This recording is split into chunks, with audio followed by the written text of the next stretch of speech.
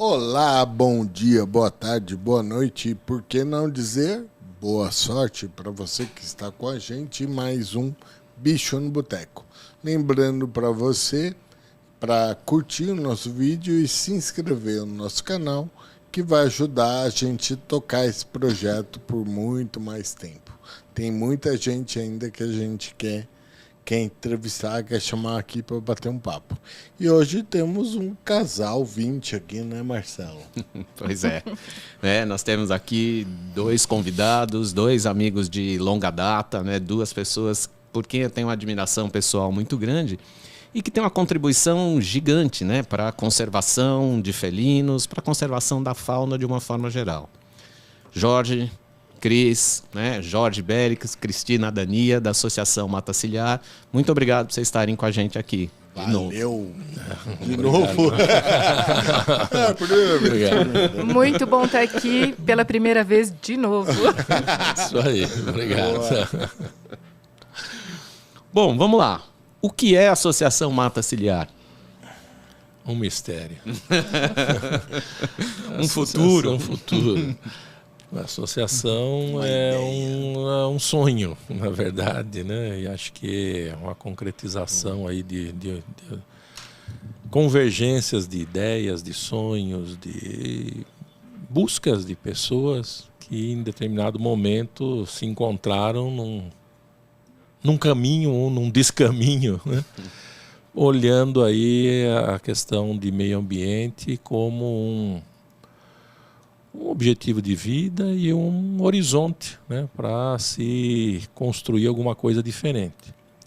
Óbvio que a Mata Ciliar não nasceu assim, né? Ela acabou sendo um resultado de uma atividade na Universidade de Taubaté, que reuniu instituições, faculdades, pouquíssimas ONGs, 35 anos atrás, para falar sobre recursos hídricos, um problema de recursos hídricos. 35 anos já. 35 anos, exatamente. E a discussão era um problema sobre o Paraíba do Sul, né, que estava sendo degradado e parece que nos 35 anos a gente não evoluiu muito, infelizmente, né? Mas a ideia permanece. A ideia permanece, eu acho que o que foi colocado deu frutos, né? E isso daí vem num crescente em termos de conservação, né? Daquilo que você, numa semana acadêmica, estava discutindo problemas hídricos, os problemas de degradação de matas ciliares, da exploração de mineração, sem controle nenhum no Vale do Paraíba, hoje é um trabalho de conservação. E esses 35 anos, né, são marcados por mais sucessos, por mais luta, por mais dificuldade. Quando você olha para trás, assim, Jorge, vendo o que a Mata Ciliar se tornou hoje, Jorge, Cris, né, o que marca esse caminho todo? Bom, eu vou responder o que é a Associação Mata Ciliar para mim. Então, a associação hoje ela tem 35 anos, muita luta, muita história para contar. Mas, para mim, assim, foi aprender a não olhar somente animal, como um médico veterinário. Eu acho que há 35 anos atrás, quando eu me formei, para quem trabalha com animal silvestre, acho que eu só enxergava o animal em si. E com a Mata Ciliar, e antes disso, com a Prenat, que era uma entidade ecológica local da cidade de Pedreira, eu aprendi as conexões, as ligações, a importância das matas ciliares para os animais. Eu acho que foi isso. E aí eu comecei, sim, a ver tudo muito além dos animais, dentro do seu nicho ali, no seu recinto e etc. Eu acho que a gente conseguiu, eu comecei a enxergar o animal na natureza, trabalhando localmente, num ambiente mais fechado. É uma visão mais macro, né? Com certeza. De educação ambiental, de água, o papel deles na natureza. Isso, né? Tem que exatamente. Ser macro. Tanto que, depois de conhecer a Associação Mata Ciliar e trabalhar na associação, fiquei trabalhando, inclusive, no viveiro de mudas, o nosso olhar ela saía um pouco do zoológico mas nunca deixando de ver o zoológico também como um meio de conservação. Mas a gente saiu um pouco disso para trabalhar com a recuperação e soltura de animais, que fez muito mais sentido, de repente, a gente enxergar esse caminho para a Associação Mata Ciliar. Legal. Aliás, a história, só para lembrar, a história de vocês começou lá atrás, né, como casal. Como é que foi aí? Você estava no zoo? Não como um casal, como dois inimigos, na verdade. Quebrava o pau no começo.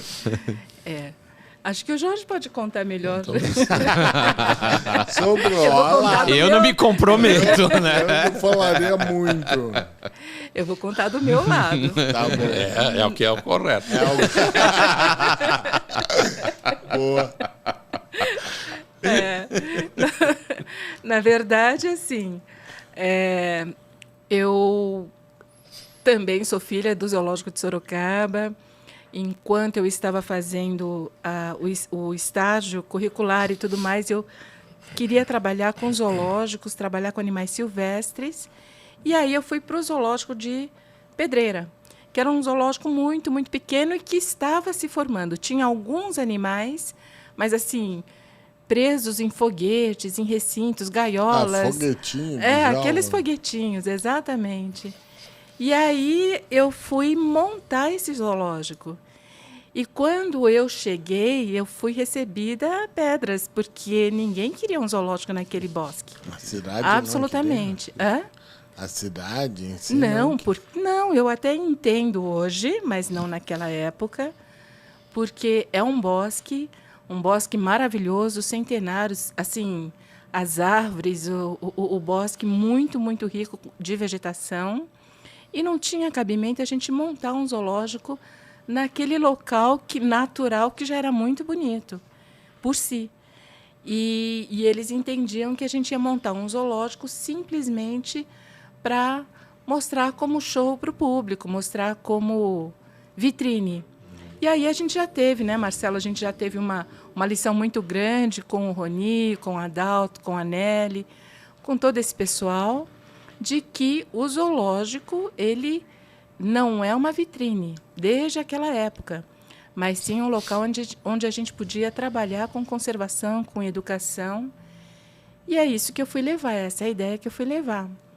Mas aí tem a segunda parte, muita briga em relação a isso, mas eu venci. Eu venci a disputa. Alguma dúvida, né? Não há dúvida. Sem dúvida, não tem dúvida nenhuma. Não há a menor dúvida. Mas depois disso vocês assim, entenderam que tem uma visão muito parecida, né? Do que é conservação e tudo. Então, ou não foi tão fácil assim? Você estava no zoo e ele era da turma. Era da Prenato. Era de uma entidade ecológica. Que me queria ver longe dali. Porque, assim, essa área que a Cristina está falando, ela é uma área que foi uma luta dessa entidade para se preservar, né? Porque era um resquício de um loteamento que também essa área iria ser derrubada para lotes, para casas, né? E então essa briga toda da entidade conseguiu preservar esse local. E quando veio essa ideia da prefeitura de montar um zoológico e logo em seguida a Cristina chegou, a visão que nós tínhamos é de que aquilo seria novamente degradado e tudo mais, né? Então era esse o atrito, né? Era uma briga homérica mesmo, porque ninguém queria que aquilo que deveria ser preservado do jeito que era. E aí ela foi mostrando os caminhos, tal, tanto é que foi um sucesso, um trabalho de educação, foi um trabalho, inclusive na época os recintos que foram construídos, né, não eram recintos fechados, né, eram isolados por fosso ou lagos, era uma coisa muito natural dentro do ambiente que estava.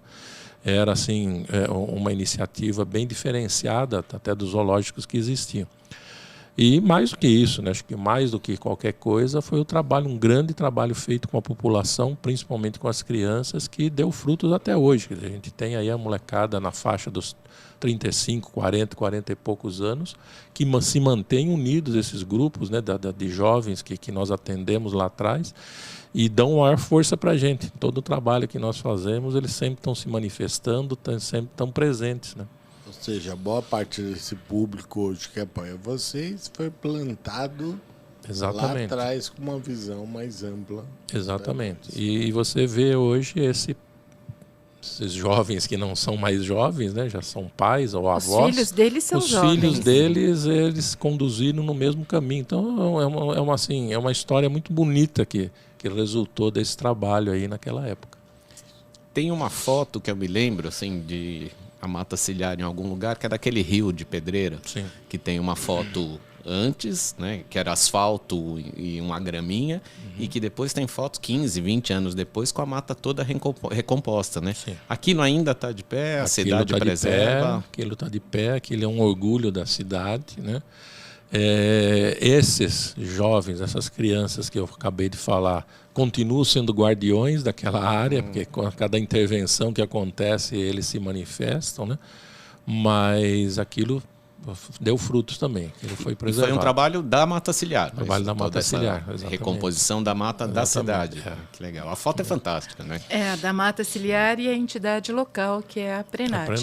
A Associação Mata Ciliar, ela já teve um perfil mais estadual, porque foram mais de 500 pessoas, né? Quando ela foi fundada, várias pessoas de vários municípios do estado de São Paulo, e a Prenat é quem tinha um trabalho bastante dirigido, né? Dirigido para as matas ciliares, eu acho. E aí a fauna foi chegando naturalmente, né? Como deveria acontecer, né? Nada imposto, tudo natural. Eu acho que foi isso, porque no bosque, quando a gente começou a conversar, o que aconteceu é que o que tínhamos em comum era a educação ambiental. Então, todo o programa de educação ambiental, a Prenat e a Associação Mata Ciliar fazia parte. E aí a gente começou a desenvolver trabalhos assim bastante com as escolas, com as crianças, cursos de férias. A cidade gostava muito, o município. Essa é a vantagem de trabalhar num município pequeno, né? E a recepção, assim, a receptividade foi muito, muito grande. E com isso as coisas foram andando e aí o próprio bosque já começou a se formar com animais que eventualmente eram capturados, resgatados. Uma coisa que, assim, quando surgiu a Mata Ciliar, porque falou da Prenat, você usou. Já existia a Mata Ciliar, ela já... Não. E foram vocês, né, praticamente, que criaram. Assim, como eu falei, houve uma semana acadêmica na Universidade de Taubaté, que foram chamadas instituições do Estado que trabalhavam com recursos hídricos. A Prenat foi uma das entidades chamadas. A Prenat ela existe desde 1975, se não me engano. E a Mata Ciliar ela nasceu em 1987. Nesse encontro. Depois, nesse encontro, exatamente. Aí, depois de uma semana desse encontro, de discussões, uma das deliberações foi criar-se uma entidade que pudesse discutir as questões de recursos hídricos, proteção de nascentes e tudo mais. E aí nasceu, então, a Associação Mata Ciliar. Uma iniciativa de uma bióloga, né, uma pesquisadora do Instituto de Botânica, fantástica, né, uma mulher fantástica que... Aí, acho que em muitos cantos do estado de São Paulo se lembram dela e de outros lugares, que é a doutora Tsugi Nilsson, que foi aí levando para vários lugares municípios do estado a ideia de se preservar matas ciliares, né? E ela focava muito na questão da apicultura, né, da polinização e a importância das matas ciliares aí para as populações de abelhas tanto abelhas europeias como principalmente para as abelhas nativas. E isso é uma coisa, se você olhar, tem quase 40 anos atrás, era uma coisa pioneira, assim, muito, muito, muito fantástica, né? Era uma ideia brilhante que ela acabou levando e deu frutos e vingou. Porque hoje você fala, vamos preservar a mata ciliar, todo mundo concorda. Sim, né? naquele tempo você nem sabia o que significava mata ciliar. Exatamente. Imagina trabalhar com animais silvestres e falar de matas ciliares. Participar de uma ONG que se chama Mata Ciliar. Naquela época, eu vi muita discriminação em relação a isso. Porque imagina... Não entendia, né? Não tinha esse conceito, essa preocupação que tem hoje. Né? Exatamente. O que, de repente, a gente fica muito feliz, porque hoje você fala de matas ciliares, todo mundo entende a importância, né? Você fala de animais, claro, com certeza tem que conservar. Mas a gente fala de biomas, conservação, matas ciliares, o pessoal dá mais importância ainda. Porque o que importa é o animal na natureza. O que importa, o que é mais importante, lógico, quando você fala de conservação com esse olhar. Mas é claro que tem todo um trabalho também de bastidores, de recepção, resgate, de cuidados, de soltura, de zoológicos, de criadores, que de uma forma ou de outra trabalham em conjunto, deveriam trabalhar em conjunto pelo menos, muitos trabalham em conjunto, para um mesmo ponto, que é a preservação da espécie em vida livre. É esse olhar que a gente tem. E aí, a gente já se conheceu há muito tempo, né, Marcelo? Já há 40 anos aí, né? Não, será? Eu acho que sim. Entrega. Tá certo que eu 40 sou... anos mesmo? Não, 30... Não, a Mata tem 30. É. Aliás, a Mata está fazendo 35 anos esse ano, não é isso? Fez em agosto. Pois é, a gente se conhece 40 anos né? antes da Mata Ciliar. Pois não, é. Quando Mas eu acho que comecei você pode a frequentar, falar, né? era só pedreira. Você estava no zoológico ainda e era só pedreira. Sim. Então... Quando vocês vieram para Jundiaí, eu já estava lá, já me lembro Pois do é. começo aqui. Mas tem trabalhos que nós iniciamos naquela época e que, apesar dos pesares, a gente achar que, de repente, a coisa poderia ter ido muito mais rápido, melhor, muito mais avançado nos seus resultados, a gente continua ainda na luta, né? Então, eu acho que isso conta bastante. E um dos... Eu vou perguntar porque eu sei que vocês não vão ser nunca entrevistados, então eu já vou perguntar. Mas um dos trabalhos que a gente faz conjunto, que primeiro, você já foi na Mata Ciliar, não é, Grespan? Nos ajudar lá com muitos animais, inclusive cirurgias e etc., e que nos ajudou bastante. E o Marcelo, que tem trazido não só pessoas, mas também tem recebido alguns animais que não são mais passíveis para a soltura. Eu acho que isso vocês poderiam contar um pouquinho. Então, na hora que é engraçado, né? Porque sempre eu trabalho no zoológico, no Zoológico São Bernardo, e a gente tem essa ideia de trabalhar com a fauna da região, liberar quem pode e acabar absorvendo o que não pode voltar para a natureza. Aí outro dia não, fim de semana conversando com o Gabriel, meu filho, né? E a gente falando disso, ele perguntou de onde veio essa ideia, né? Aí eu fiquei pensando, e assim, essa ideia veio da Mata Ciliar. Né? Essa ideia de coisa é a essência, assim, de um trabalho com fauna que eu vi acontecer na Mata Ciliar e que a gente acabou desenvolvendo aqui, né? Então, eu acho que no fim é uma linha de pensamento, né? Com que as pessoas vão se encaixando, né? Que começou há 35 anos atrás e vem vindo até hoje, né? Vem até hoje. E aí, queria ver qual... Assim, a Mata Ciliar começou, não foram só vocês dois, era um grupo de pessoas, mas basicamente eram pessoas com uma ideia na cabeça. Qual é o tamanho da Mata Ciliar hoje? Não sei dizer. Mas hoje tem a Mas sede... assim, Marcelo está contando que assim, vamos dominar o mundo. Né? Não, Tô vendo para onde eu vou. Você olhar a Mata Ciliar nessa caminhada, né, uma das discussões que a gente sempre levou é a dificuldade que você tem olhando, né, a questão da fauna e mesmo a questão de produções de muda, restauração florestal, as dificuldades que você tem de encontrar isso em algum momento no estado de São Paulo, né? Você tem uma dificuldade de destinação de animais, como você tem também uma dificuldade, e lá atrás havia uma dificuldade maior ainda, né, de encontrar mudas de essências nativas disponíveis aí para projetos. Hoje, pelo menos muda, está um pouco mais fácil, mas a destinação de animais continua difícil. E uma das propostas da Mata Ciliar foi tentar descentralizar um pouco isso, né? Então nós começamos a buscar caminhos aí para ter núcleos regionais que pudessem atender às necessidades desses projetos nossos. Então hoje nós temos uma estrutura funcionando já há quase 5 anos em Araçatuba, dentro da Unesp de Araçatuba.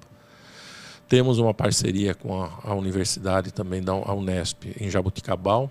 Já tem um centro destinado lá para funcionar. Infelizmente ainda não conseguiu ainda colocar em andamento, mas a estrutura já está lá.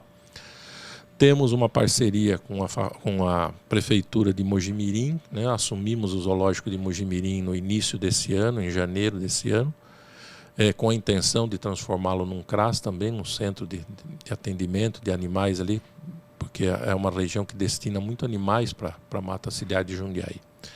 Então, assim, se você falar em questões físicas, né, a Mata Ciliar é isso, hoje, né?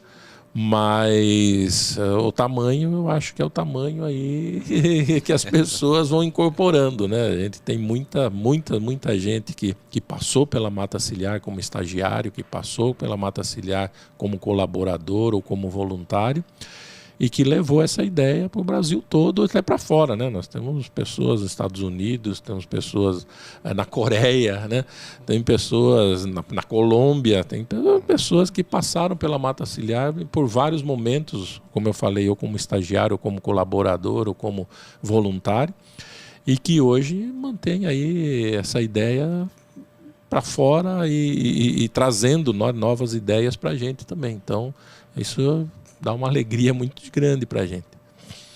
E uma das coisas que chama a atenção é o fato que vocês consideram todo ser vivo importante. Sim. Né? Porque a gente sempre tem uma questão um pouco delicada quando a gente fala de ONG, CRAS, que é sempre pensar em reter recursos para animais mais chamativos. Né? Ai, temos que ter mais recursos para uma onça, para um animal, uma anta, né? E a Mata Ciliar entende, né? Até por onde que eu vi, que sei, ela entende que toda a vida é importante, né? Então há um investimento grande também em animais que eu posso chamar que não é a fofofauna, né? Que é aquele bicho que não chama tanto atenção, mas que merece a atenção e tem a atenção de vocês, né? Como diz a Cláudia Filoni, são os animais sem glamour, né?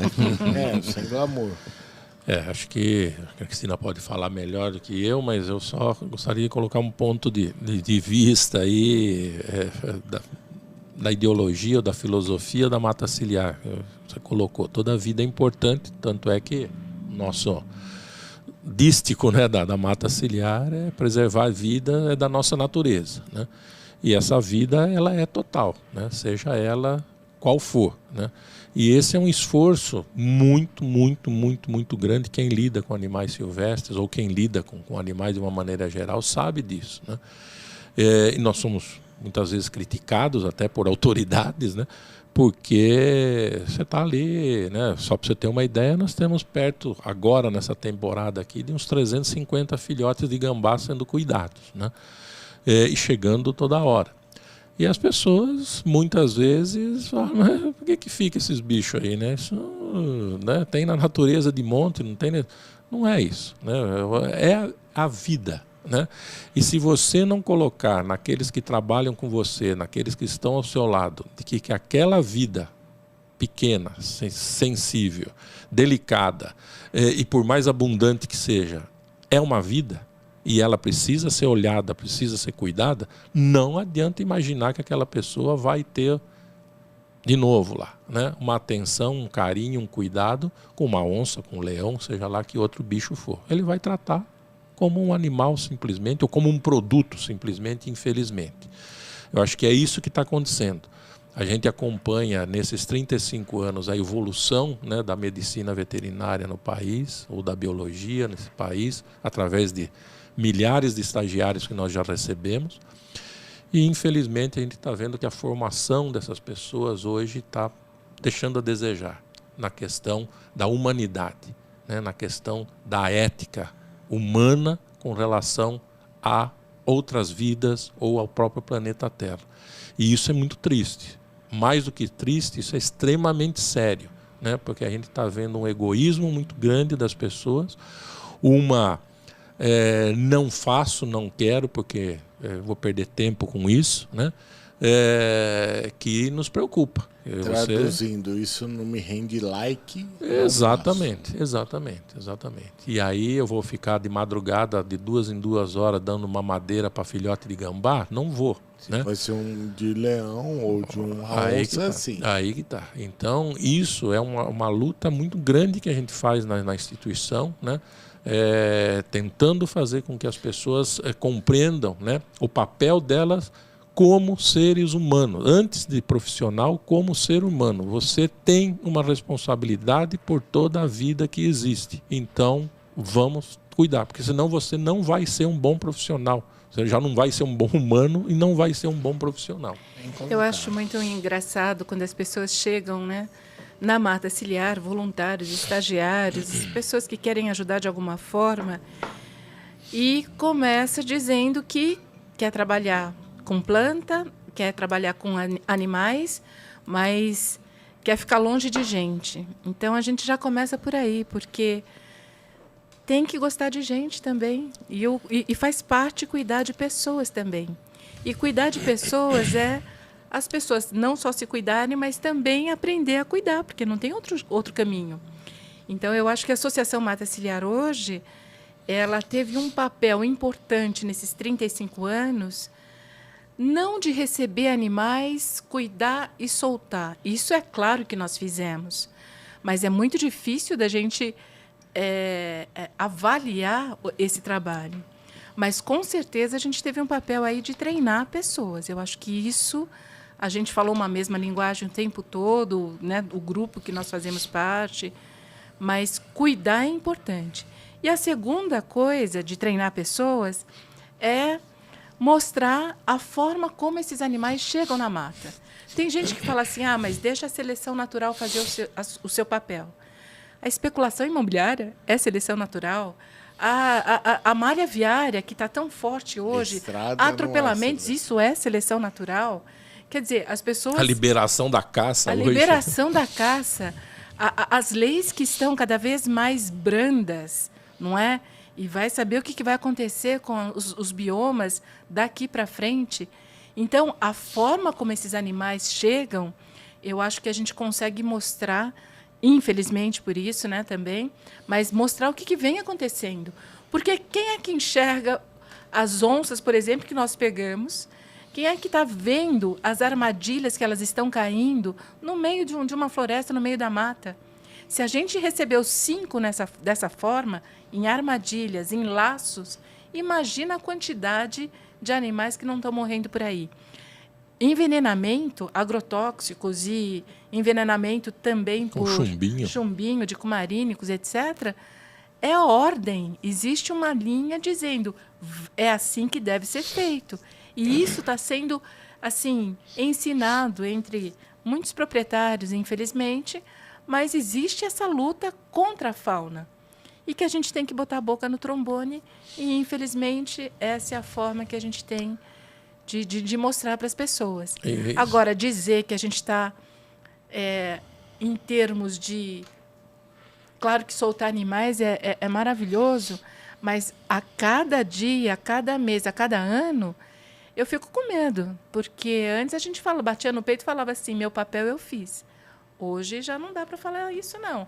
Hoje, para você bater no peito e dizer, olha, fiz meu papel, pelo menos trabalhar com o bioma e tentar fazer um estudo anterior do suporte alimentar ali, do que existe ali, como seria correto fazer, teria que ser feito, e a E gente eu- não tem condições. Eu estava falando da formação que nos preocupa, né? Porque as pessoas hoje estão distantes dessa realidade.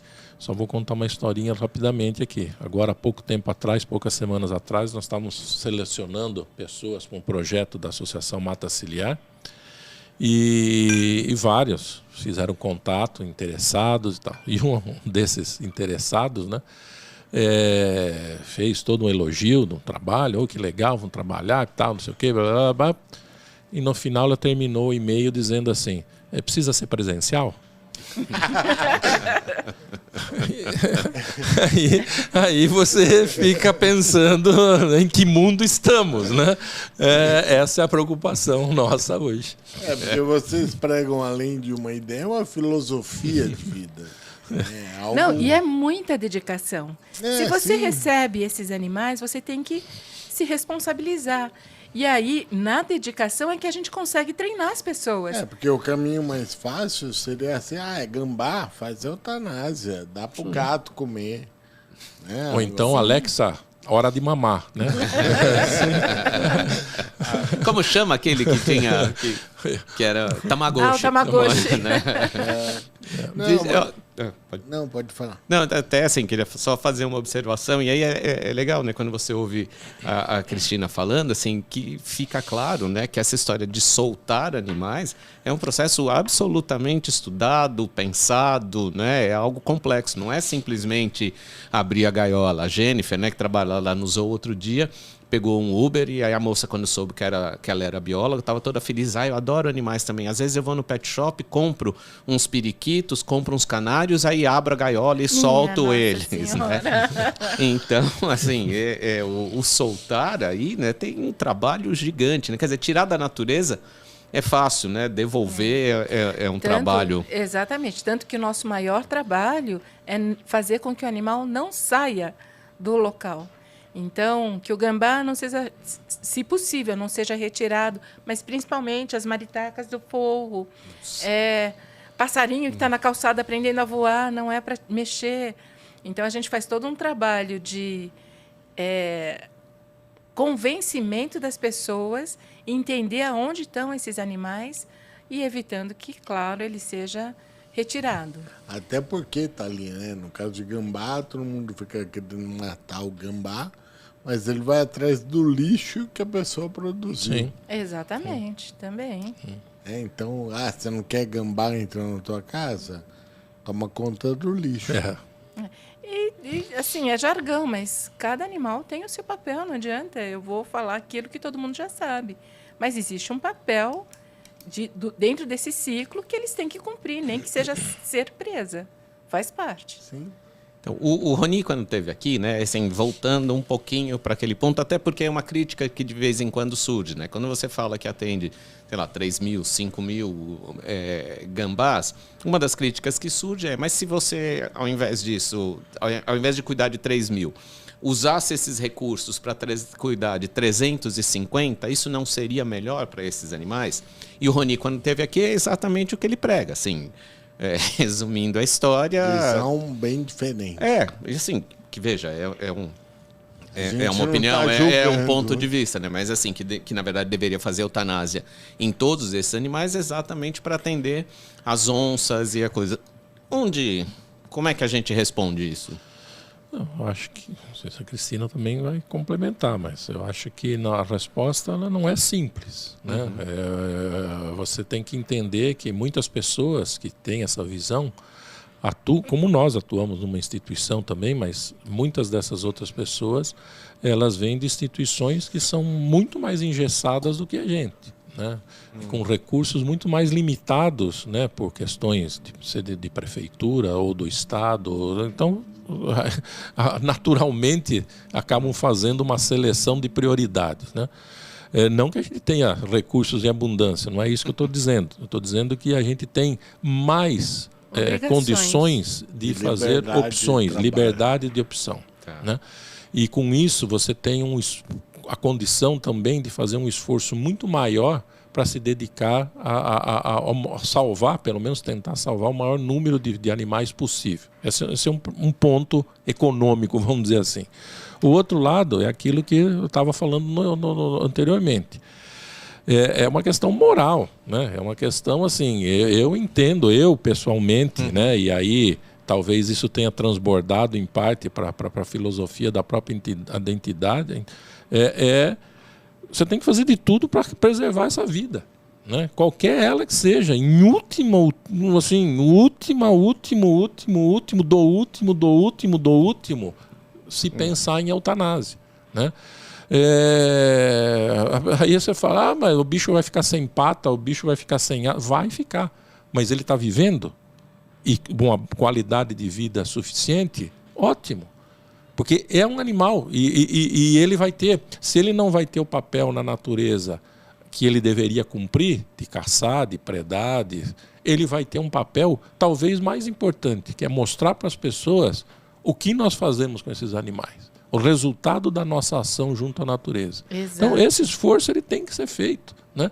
E isso teria que ser multiplicado para sensibilizar as pessoas, para não ter pessoas como essa que eu acabei de falar. Precisa ser presencial? Quer dizer, é esse mundo que nós estamos vivendo, um mundo virtual absurdo, né? É um mundo que você, qualquer vida, né, animal, e a gente vê até o ser humano, não vale mais nada. Vale um clique no seu computador, um clique no seu celular, um clique sei lá onde.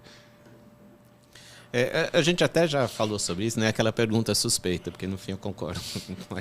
Mas assim, a gente já até falou que além disso, né, Jorge, além dessa história toda, tem assim, sei lá, talvez um filhote de bem-te-vi, né? Para a espécie de bem-te-vi, tem um papel, quando você pensa em conservação, tem um papel zero. Mas aquele pai que parou com o filho, sim, recolheu o filhote de bem-te-vi, colocou numa caixa e levou à procura de cuidado, isso tem um papel fantástico, né? Isso tem um impacto que é monstruoso. E receber isso, né? Acolher essa atitude é importantíssimo. Exatamente, eu também acho, é importantíssimo. E você se sente na obrigação também, claro, de cuidar daquele animal, com certeza. Sim.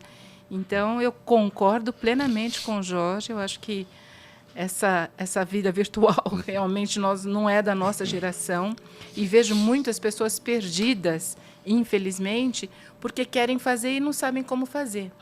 E a gente precisando de ajuda também, mas essa ajuda de tete a tete, corpo a corpo, dar de mamar para os filhotes, mão na massa, exatamente, a gente ensina, não sei como, mas a gente ensina.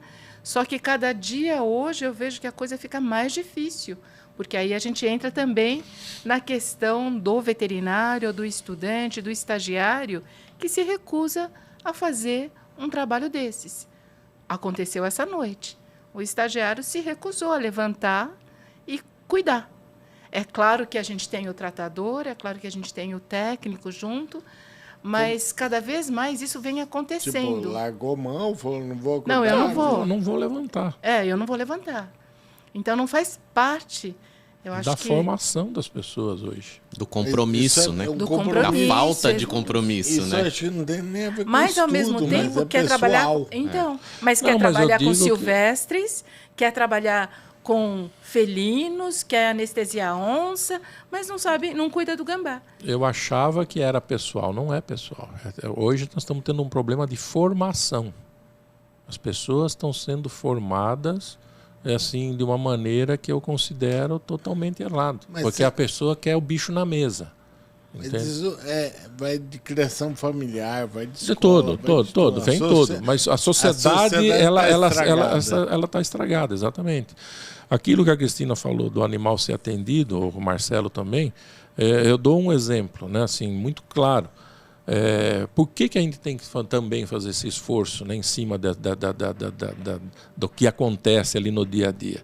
Porque isso tem ajudado, tem mostrado para a gente que tem uma conscientização, por outro lado, também tem uma conscientização das pessoas, né? Se você olhar lá atrás, que você encontrava um gambá na rua, a molecada saía chutando esse bicho como se fosse uma bola, né? Um sapo, qualquer coisa assim. Hoje a gente vê essas famílias, por exemplo, vão no litoral, acha um gambá atropelado, pô, o cara traz lá, sei lá da onde, leva na mata ciliar, ou qualquer outro centro, mas eu falo da mata ciliar porque a gente recebe muito assim. Eu estava na praia, estava subindo de volta, encontrei a gambá atropelada com os filhotes, vocês atendem? Atende, seja a hora que for, entendeu? E essa resposta é aquilo que o Marcelo falou, isso tem uma importância para o pai da família, para aquela família faz diferença. Exatamente. Então, e essa questão econômica e você acha, também... você acha que isso não reflete na criação daquela criança? Lógico. Você acha que aquilo não cria um impacto de vida para ela? Que você pode não mudar a vida da pessoa, mas ela vai se lembrar o resto da vida do que aconteceu. Dentro disso que você falou, eu vejo eu trabalho em clínica particular, né? Muitas vezes eu vejo que o bicho está velho e às vezes os pais fazem de tudo para cuidar daquele velhinho. Né? Então, eu até, esse aí quando ficar velho, o filho vai cuidar. E tem uns que, o bicho é descartável. Daí eu fico olhando pro pai e falando, olha o exemplo que você está dando pro seu filho. Exatamente. Quando você ficar isso. velho, dá problema, exatamente teu filho te isso. descarta. É a mesma coisa, exatamente isso. Concordo plenamente. Falta empatia, né? Exato. Falta empatia. Você vê né, dentro da sabedoria do caipira, né? Que outro dia foi criticado o caipira, infelizmente. Mas você tem aí uma música da sertaneja que fala da história do couro de boi, chama a música, né? Que a mulher faz o filho botar o pai para fora. Ela não se dava com o sogro e faz pôr o filho botar o velho para fora de casa, né? E o homem vai embora para não criar problema para o filho com a esposa dele.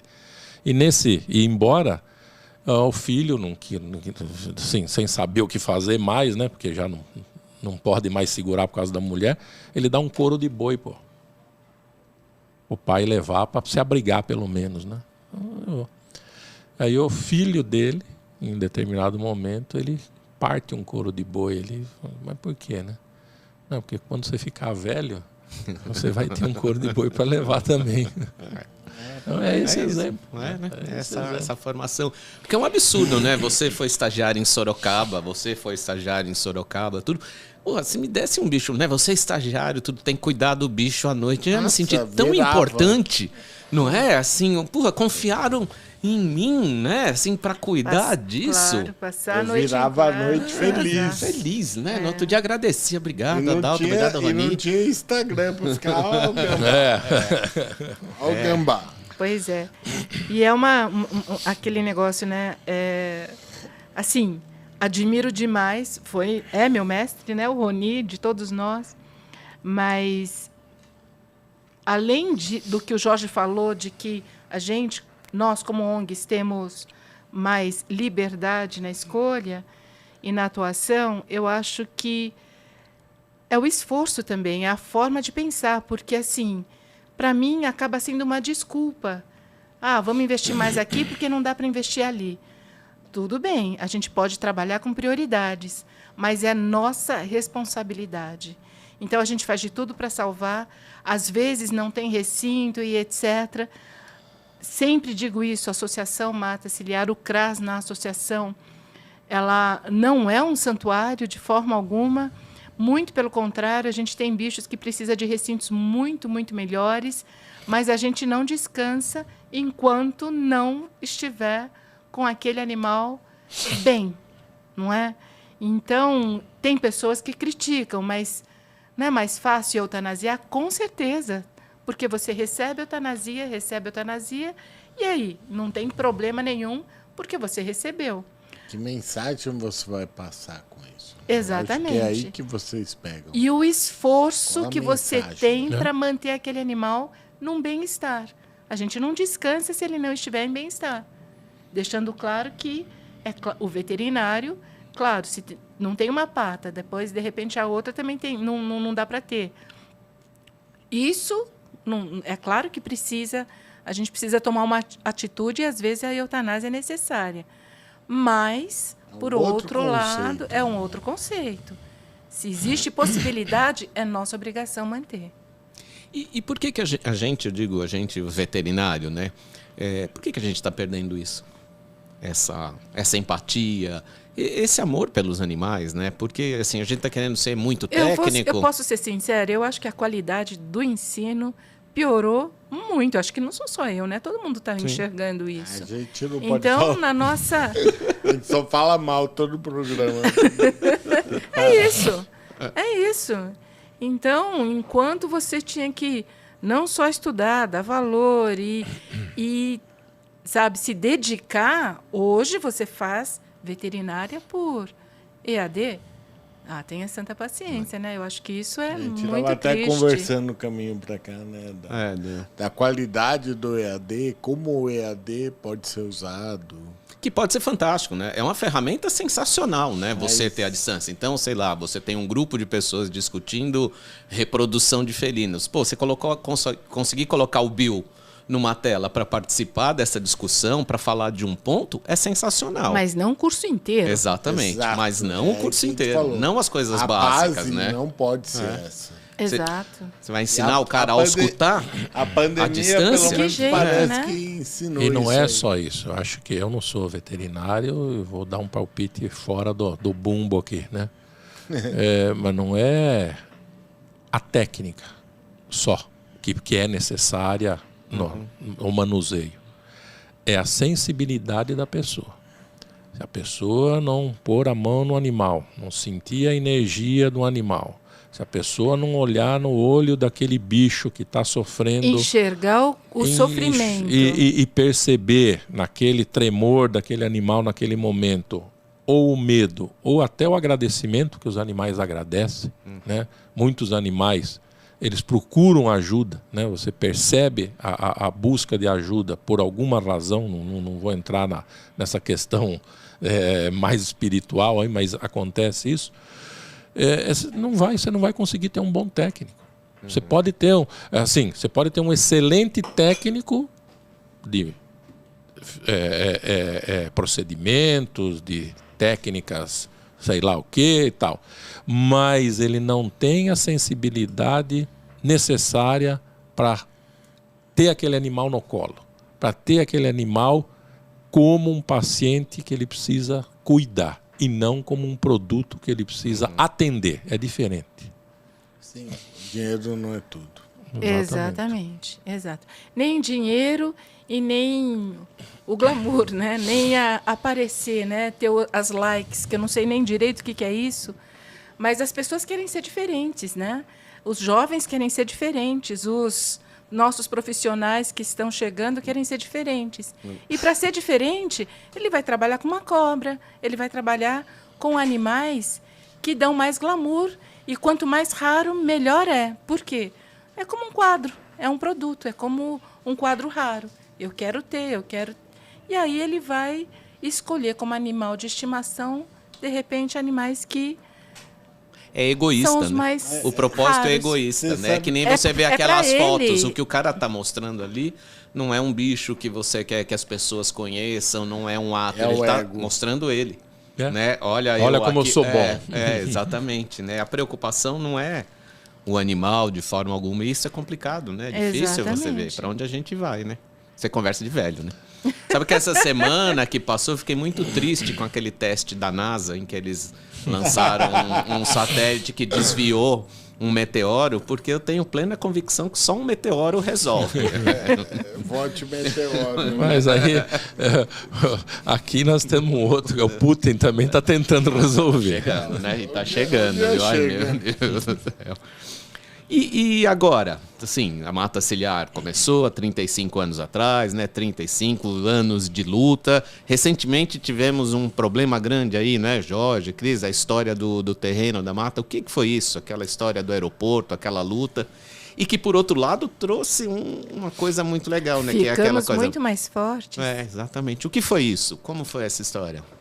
Eu acho que começando de trás para trás, de trás para frente, né? Acho que isso foi o gambá, né? Quer dizer, aquele atendimento, aquela atenção para as pessoas, aquele receber as pessoas de madrugada, Fechou. nos mantiveram aqui em pé, né, perante um poder econômico extremamente forte, né, quem sabe aí quem é uma concessão do aeroporto pode imaginar o que é isso, né, e todo o apoio político que tem sido dado a eles, né, para nos retirar daquele local.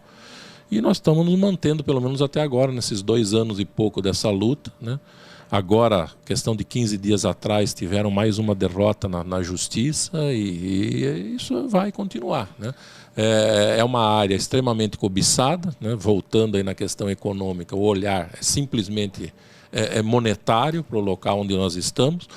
Um governo que não cumpriu a sua palavra, né? Que lá atrás disse que veio a público, gravações aí da televisão e tudo mais, que regularizaria a nossa situação perante o Estado, já que é uma área do Estado, você tem que ter a concessão ali do Estado.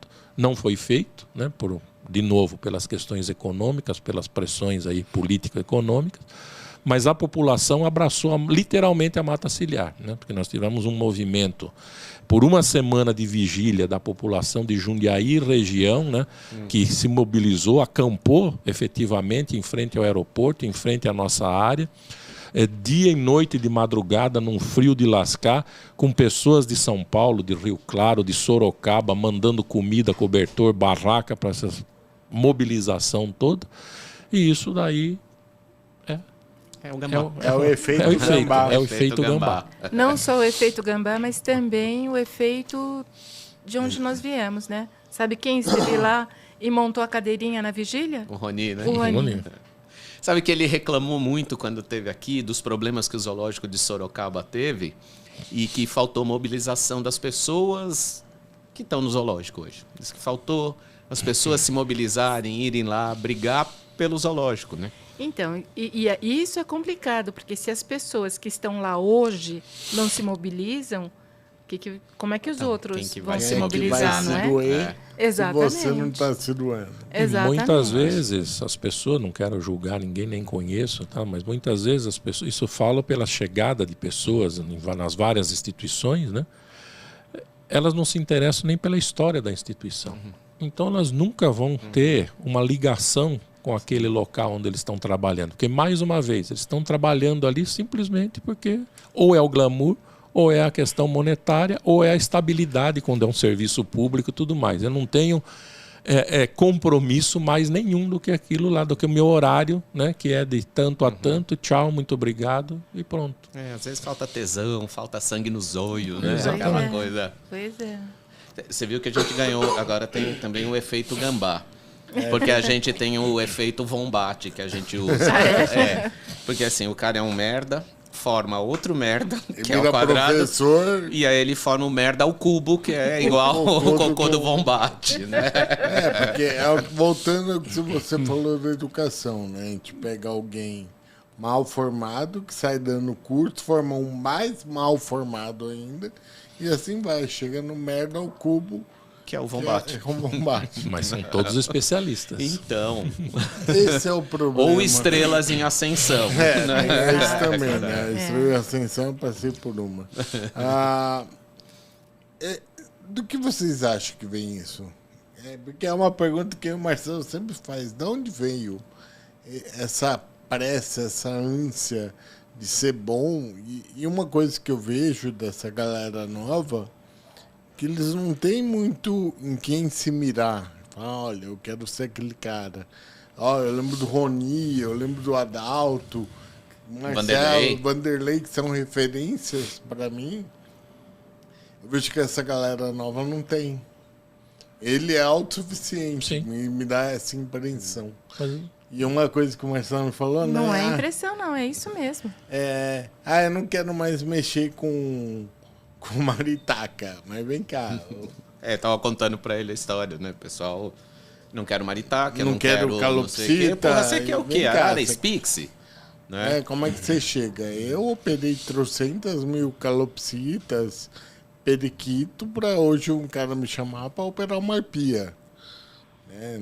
Não é que eu acordei hoje e falei, vem cá operar arpia. Porque eu gosto de você. Mas com quem você conversa hoje, ele já sabe operar uma arpia. É algo complicado. Aprendeu no Google. Exatamente. Eu acho que esse é o ponto. Esse é o ponto. Então, hoje, você tem as pessoas ao alcance de um clique, né? Tudo que você quiser, você tem. Nós, há pouco tempo atrás, tivemos uma experiência dessa numa apresentação que deveria ser feita aí e tal, e a pessoa virou para a Cristina e falou: você me dá 2 horas que eu faço. Como que você vai dar uma aula com 2 horas, você pegando todo um conceito da mata ciliar? Exatamente. Então, isso é assustador, né? A pessoa se achar extremamente capacitada em fazer qualquer assunto. Você só me dá 2 horas, né? Eu acho que ela pediu até demais, porque se fosse meia hora já seria suficiente, né? Foi descartada por isso, porque 2 horas é muito tempo. É complicado, é isso que nós estamos vivendo, essa visão que está sendo, que vem vindo, né? Com a evolução da tecnologia. Quanto mais a tecnologia avança... Respostas rápidas, né? Que a pessoa está acostumada. E voltando na sabedoria de novo, né? Eu fui criado na minha casa com uma pessoa do século XIX, né? Que ela veio de contrabando no navio, né? Até é interessante a história dela. Mas ela cresceu e criou toda a minha família junto ali da gente, né? E ela não tinha estudo. Infelizmente, ela não tinha estudo. Ela veio do Oriente Médio e ela não tinha estudo. Mas ela tinha uma sabedoria de vida muito grande. E ela falava assim, que ela brigava muito essa questão, né, do humanismo, da ética, da responsabilidade, do assumir, né? Ela brigava muito, né? E ela falava assim: quanto mais estuda, mais burro fica. O que ela queria dizer com isso? Não é suficiente estudar. O estudo, ele complementa o que você tem que aprender com a sua família, com o seu convívio, com a ética, com a moral, com tudo, né? Então ela ficava muito ofendida quando via as pessoas estudadas que destratavam outras pessoas, né? Era para ser mais humilde. Ela batia nisso, ela, para qualquer um, como era uma cidade pequena, se era médico, até para o prefeito ela chegou a falar. Porra! Ela falava: quanto mais estuda, mais burro fica, né? Ela não falava português direito. E é verdade, né? Se você olhar hoje, então hoje com toda a tecnologia que você tem, com todo o alcance que você tem de conhecimento, isso não é suficiente para formar uma boa pessoa e um bom profissional, infelizmente. E aí eu vou pegar a carona nisso, porque a minha família também, a ascendência é oriental, como do Jorge. Do Oriente Médio também. Ai, Jorge, será que nós somos irmãos? Não, acho que essa dúvida eu não tenho. Mas é a mesma coisa falar do amor pela natureza, né? Eu acho que não é uma coisa que me ensinaram na escola, mas sim dentro de casa. O fato de você mexer na terra, de trabalhar com cachorro, gato, ter a paciência, ensinar, limpar. E aquela coisa da planta, né? Todo mundo, acho que todo mundo deve gostar. Só que em vez de ir para natureza, para o sítio, ia para o Ceasa. Eu lembro uma vez que no começo da mata ciliar, primeiros patrocínios, não sei o quê, aí recebeu um dinheiro, que acho que era da Petrobras, eu não me lembro. E a Cris queria comprar uma Kombi pra gente levar pra lá. Não, Cristina, se a gente chegar no zoológico de Kombi, os caras vão pedir 2 de queijo de carne. Pois é. Não, mas eu acho que até isso tem a ver, porque qualquer cantinho de terra estava lá, a gente plantando e aprendendo a colher também. Então, eu acho que falta esse pedacinho de terra também, falta a gente conversar um pouquinho. Hoje, se eu vejo uma pessoa... Eu estava vendo lá a gente dá curso para professores e tudo mais, e uma professora estava contando para a gente que deu uma bronca numa criança que pegou uma flor dessas da rua, né? E entregou para uma rosinha, ou não era nem rosa, aquele mimo, aquele... Maria Severina. Hibisco, E entregou para a professora. E a professora deu uma bronca. Como? Você tem que defender, você não pode estragar. Gente, isso é um absurdo. O que é isso, né? É um extremo. Então, eu acho que perderam a noção do que é o correto, o se fazer, né? Eu acho que é o extremismo que não leva a nada. Imagina. Então, são coisas realmente que eu não entendo hoje. É aquele não sei se é ambientalismo, né? Mas aquela coisa de televisão. Não é aquele cara que... que, sei lá, se você olha a cachoeira, não sei o que, mas no dia a dia a cachoeira é importante. Aí você pinta de azul porque você vai anunciar o nascimento, famoso, né? Puta ideia, né, meu? Assim, pensa numa estupidez, assim. Vamos fazer uma estupidez muito grande, aí o cara vai lá O mundo todo sabe que é menino agora, né? Cris, falando de bicho, assim, você trabalha com felinos há esses 30 anos, trabalhou no zoológico. Roubadas. Já se meteu? Muitas, Assim. nossa. Você também esteve em muitas roubadas. Qual a maior, assim, que você lembra que marcou? A maior roubada, deixa eu ver. Na verdade, mudou muito, né? De quando a gente começou a trabalhar até agora. É claro que a gente trabalha com diferentes instituições, tudo mudou, mas antigamente a gente tinha um tete-a-tete mais com tratadores e era muito engraçado, porque os tratadores também tinham esse tete-a-tete com os animais muito mais profundo do que se tem agora. E não sei se você estava junto, mas o Jean estava, que a gente foi anestesiar, nós tínhamos um projeto que era levantamento das onças, dos felinos em geral. Que foram lá nos outros. Isso, há muitos anos isso. E o pessoal não tinha. 2000. Há 2001, 2002. Foi nos outros Pomerode também. Em vários locais. E aí a gente foi anestesiar uma onça. E enquanto a gente estava com felinos em geral, com um gato mourisco na mesa, uma onça sussuarana fugiu. E a gente ficou... moçada, não saiam porque a sussuarana fugiu. E, na maior calma, ele falou isso e fechou a porta e foi embora. E a gente ficou apavorado. Vamos ajudar, vamos ajudar, vamos ajudar. O tratador chegou... O tratador... fugiu. Fugiu, vamos lá. E, na verdade, o próprio tratador já estava acostumado com essa situação da sussuarana fugir.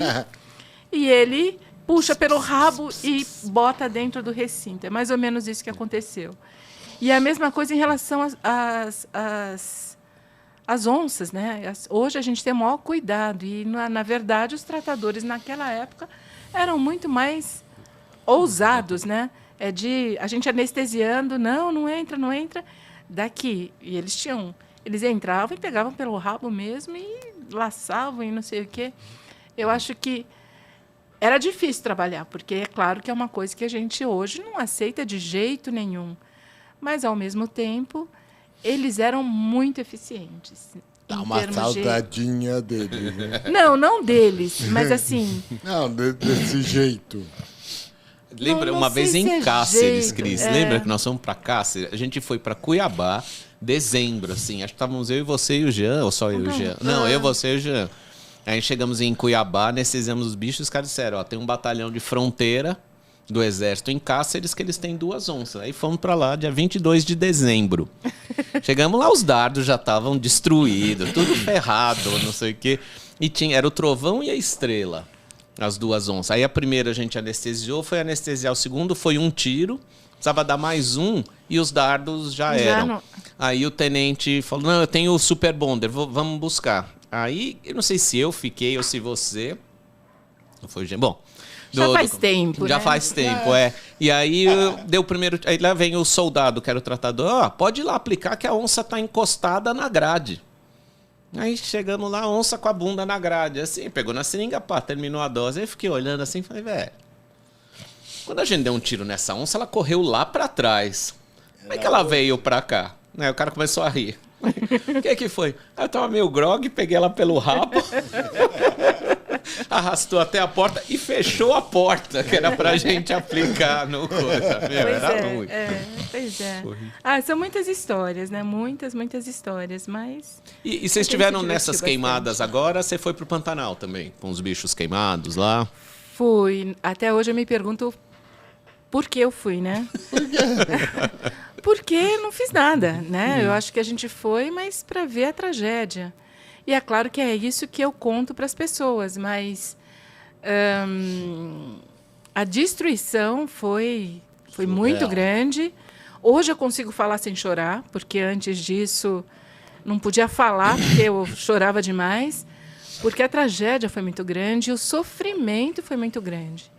Então, nós fomos para um local onde você passava nos curichos, que eles chamavam, né, que é aqueles tanques completamente secos, e tinha 9, 10 antas enterradas, muitas ali ainda agonizando, e a gente não tinha o que fazer. Esse é o grande problema, a não ser...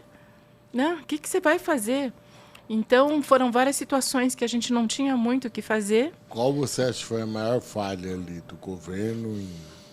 Não, foi o ego de cada um, a falta de conversa, o desentendimento político entre o governo, o Estado e o município. Mas na reabilitação? Não no início, no salvamento. No salvamento. No salvamento, é. E aí colher os louros e ficaram brigando por isso. Só imprensa e lá no campo mesmo, nada. É. E aí você conhece a Mila. E proibidos de atuar, hein? Exato. Chegou Tinha que ter treinamento. Então, assim... Treinamento para quê? Para atender animal? Para atender animal. 35 anos não valem? Do fogo. Não, na verdade era por causa do fogo. Tá. Mas, na verdade, não tinha nenhum treinamento. A gente ficava esperando. Era só e a gente para segurar não as pessoas nas bases. A gente não podia sair de jeito nenhum. Aí você conhece a Mila, né? A Mila chegou uma hora, me pegou, graças a Deus. Vamos embora. E aí é que a coisa foi. Nós pegamos as coisas, fomos embora e fomos trabalhar sozinhos, porque senão a gente estava esperando até hoje. Mas acho que o mais importante de dizer é o sofrimento que a gente presenciou. Então, principalmente... Surreal. Nossa, foi muito triste.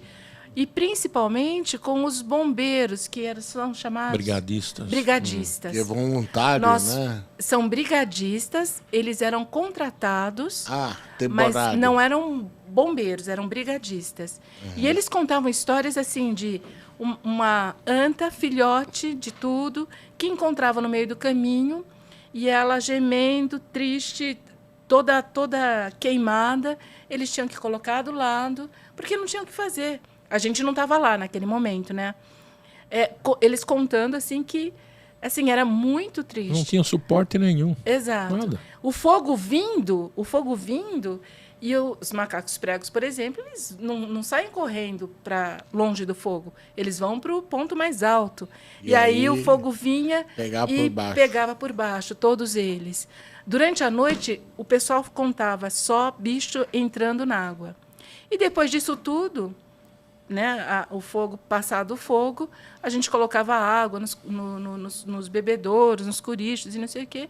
Mas a gente sabe também que a gente não pode ofertar muito, porque eles vão lá, se beberem muita água, depois de um tempo, né, sedentos, eles também podem morrer. Né, porque...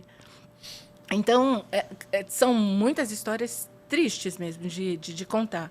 E aí a gente via, né, também rastros dos animais fugindo para um lado, fugindo para outro, e manadas de queixadas, todas juntas ali, que você sabe que não tinha para onde ir. Então, fugiu para um lado, fugiu para o outro, e o fogo veio de todo lado e os bichos morreram dessa forma. Eu tive no Pantanal passando no rio, e me chamou muita atenção que até a beira do rio...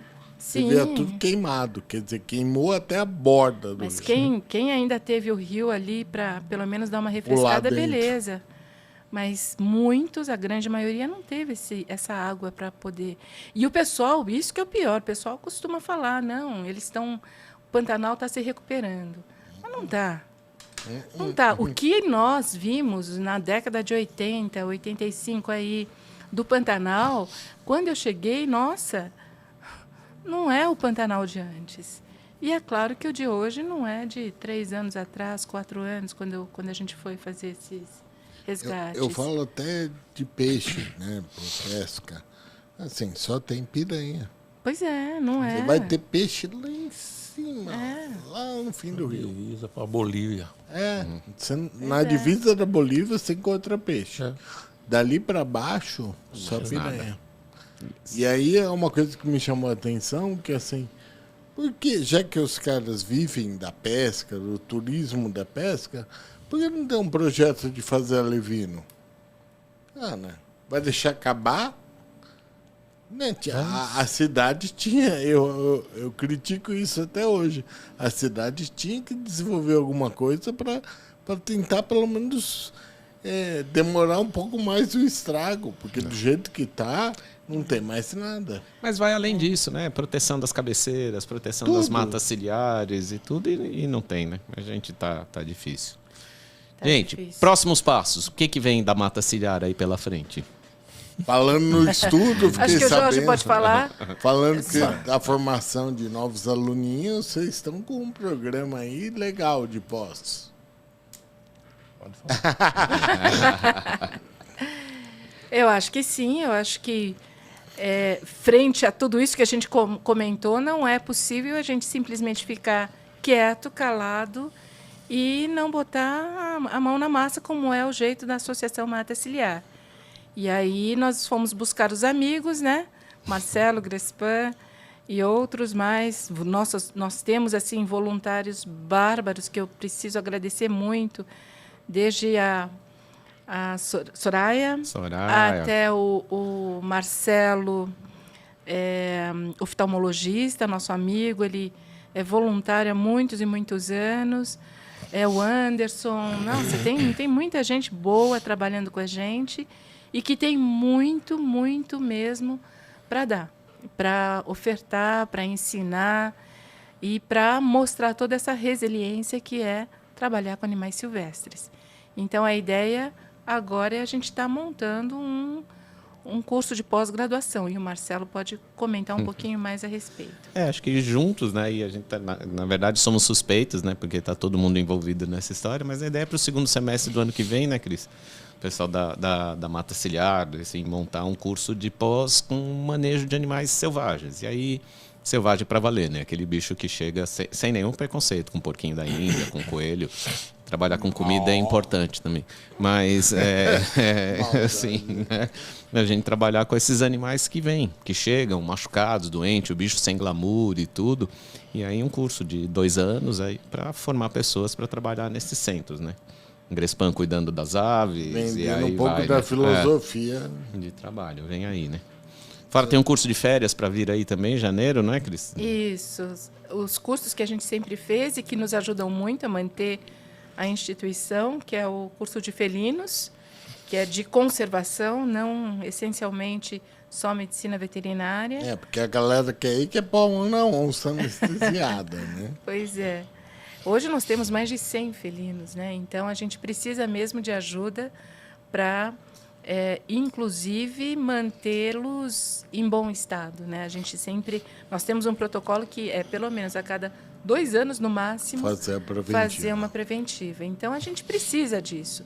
E por que não receber a ajuda desse pessoal e ao mesmo tempo mostrar como deve ser feito? Eu acho que nisso a gente avançou bastante. Acho que a gente tem muito para mostrar, e de primatas também.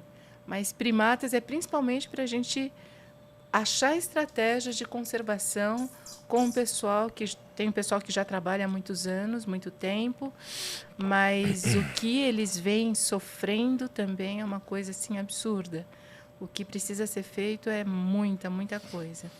E por último, acho que é importante a gente falar também de um trabalho em relação à conservação da onça pintada.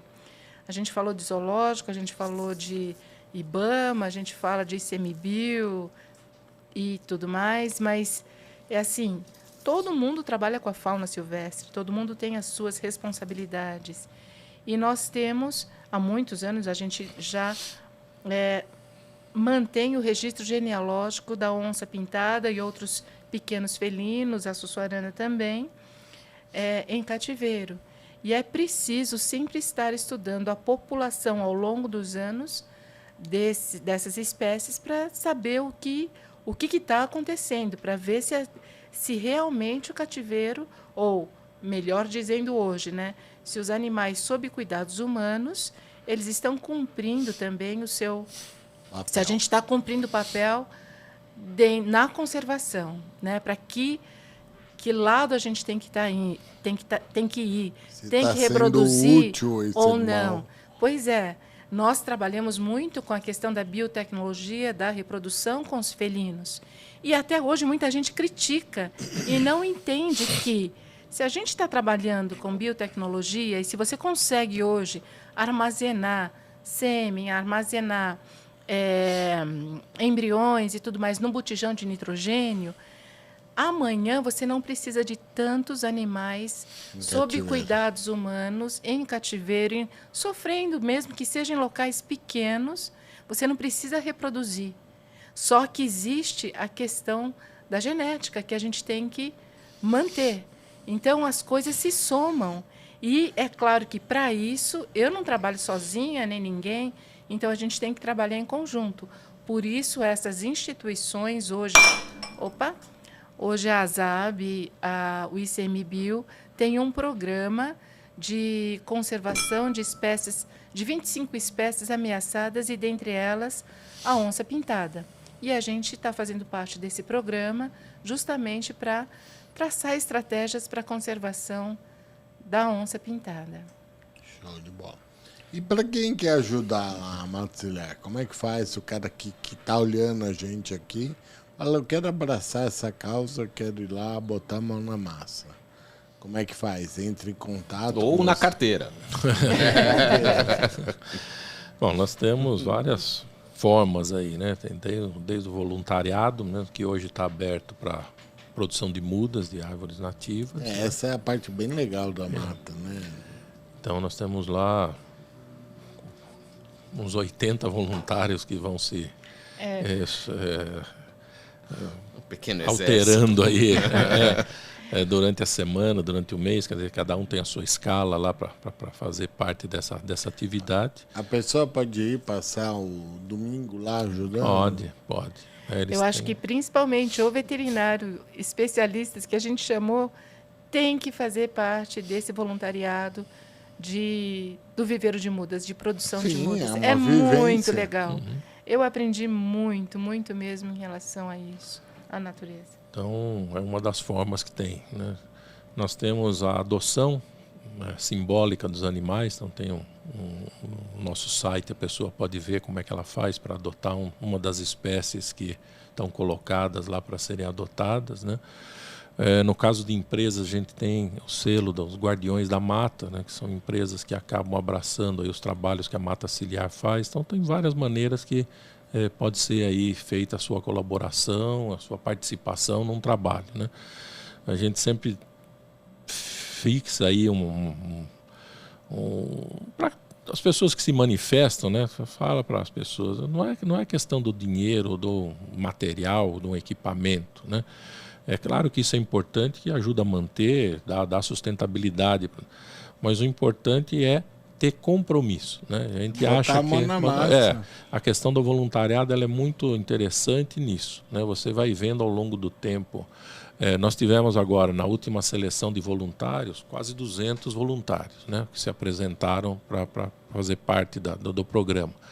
Hoje nós temos perto de 80 que vêm se mantendo assim, constante, né? E são pessoas, por exemplo, que vêm de São Bernardo, São Caetano, vão de trem para Jundiaí, sei lá quantas horas que eles gastam para ir de trem, ficar algum tempo. 3 horas. E depois voltam, né? Então, isso é fantástico, né? Aquilo que a gente estava falando da pessoa que vai se envolver realmente, se compromete e olha ali aquilo como, não vou dizer como um objetivo de vida, que talvez não seja, mas como um compromisso naquele momento, daquela momento de vida que ele está vivendo, né? E isso aí é um exemplo fantástico. Você tem desde jovens, né? Não vou dizer crianças, porque as crianças não têm participado nessa etapa, mas você tem adolescentes e senhores de 70, 80 anos que estão lá de voluntários brigando ali no viveiro, produzindo mudas, na realidade produzindo habitats para os animais. Recompondo. Fantástico. Exato. E o site é www.mataciliar.org.br. .org.br. Legal. É isso. Gente, Cris, Jorge, muito, muito obrigado. Assim, foi uma honra pra gente receber vocês aqui. A gente extrapolou todos os horários, falando, batemos papo. Ficamos 1h30 aqui falando, Nossa. mas muito legal, muito obrigado mesmo. Assim, É foi um prazer recebê-los aqui. Obrigada, a gente que Pela agradece. primeira vez. Na Pela próxima primeira vez a gente traz uma IPA Jaguatirica. Falando que é nisso, também Não tem tem um mais. patrocínio, né? Não tem Ainda mais. tá rolando? Não tá rolando. Acabou, mais. velho. É a que causou o Obrigado. problema. É. Aí, né?